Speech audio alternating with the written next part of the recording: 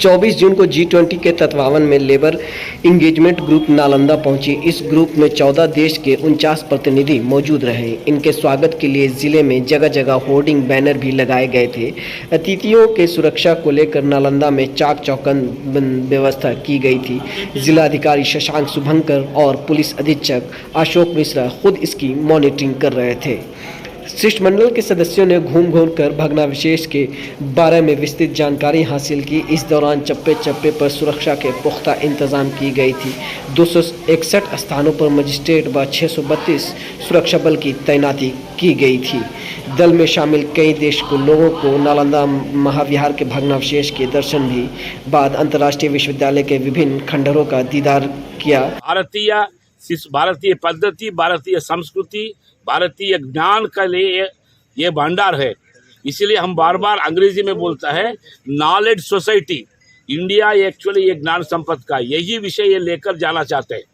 इसीलिए हम लोगों ने पक्का कर लिया है इस बार जो नालंदा से आने के बाद यहाँ के खंडहर नालंदा नया विश्वविद्यालय देखने के बाद इनको भी ये ज्ञान का नया ऊर्जा मिलेगा। आज दुनिया में भारत का नाम में इसी तरह का ज्ञान परंपरा के कारण ही दुनिया में हमारा जो वर्किंग क्लास है, श्रम जगत के सारे वो आईटी इंडस्ट्री हो सकता है, अलग अलग देशों में काम करने वाला मजदूर जगत के लिए इसी तरह का वो सफलता हुई है। वो सफलता का एक केंद्र, एक प्रेरणा बिंदु हमारे लिए नालंदा का एक खंडहर है। आपको बता दें कि G20 देश में अर्जेंटीना, ऑस्ट्रेलिया, ब्राज़ील, कनाडा, चीन, यूरोपीय संघ, France, Germany, Bharat, Indonesia, Italy, Japan, Mexico, रूस, सऊदी अरब, दक्षिण अफ्रीका, दक्षिण कोरिया, तुर्की, यूनाइटेड किंगडम व संयुक्त राज्य अमेरिका शामिल हैं। वहीं गर्मी के कारण एक मेहमान JNU के प्रोफेसर डॉक्टर संतोष मूर्छित होकर नालंदा खंडहर में के भग्नावशेष में ही अचानक गिर पड़े। इसके बाद आनन फानन में उन्हें एम्बुलेंस बुलाया गया और इलाज के लिए वर्धमान महावीर आयुर्वेदिक संस्थान पावापुरी ले जाया गया।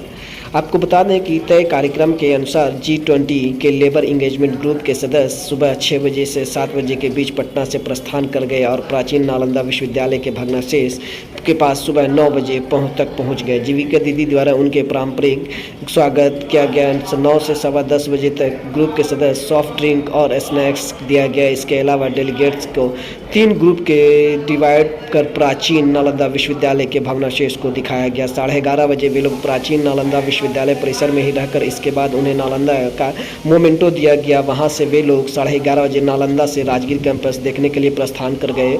उनका सुषमा स्वराज ऑडिटोरियम में स्वागत किया गया। 12:35 पर नालंदा का प्रेजेंटेशन दिखाया गया। नालंदा विश्वविद्यालय से संबंधित वहां डेलीगेट को सोवियर और हैंडीक्राफ्ट का सामग्री भेंट की गई। डेलीगेट का लंच भी यूनिवर्सिटी कैंपस में ही रखा गया था। अंतर्राष्ट्रीय छात्रों के साथ 12:30 से 1 बजे तक उनके साथ लंच किया और 1 बजे पटना के लिए वापस प्रस्थान कर गए। इसके साथ ही नालंदा पहुंचे विदेशी मेहमानों ने जिला प्रशासन और सरकार के द्वारा की गई व्यवस्थाओं को लेकर काफ़ी खुश हुए और वो उनकी जमकर तारीफ की। साथ ही उन्होंने यह भी कहा कि नालंदा विश्वविद्यालय ज्ञान की धरती है, जो यहाँ से ज्ञान हम लेकर जाएंगे और इसे और विकसित करेंगे। कोऑर्डिनेटर पर्टिकुलरली मीडिया और एडमिनिस्ट्रेशन से कोऑर्डिनेट करने का काम ज़्यादा है मेरे पास। अभी 3 दिन का L20 का कार्यक्रम कल शाम को पूरा हुआ। आज सब लोग नालंदा दर्शन के लिए आए हैं।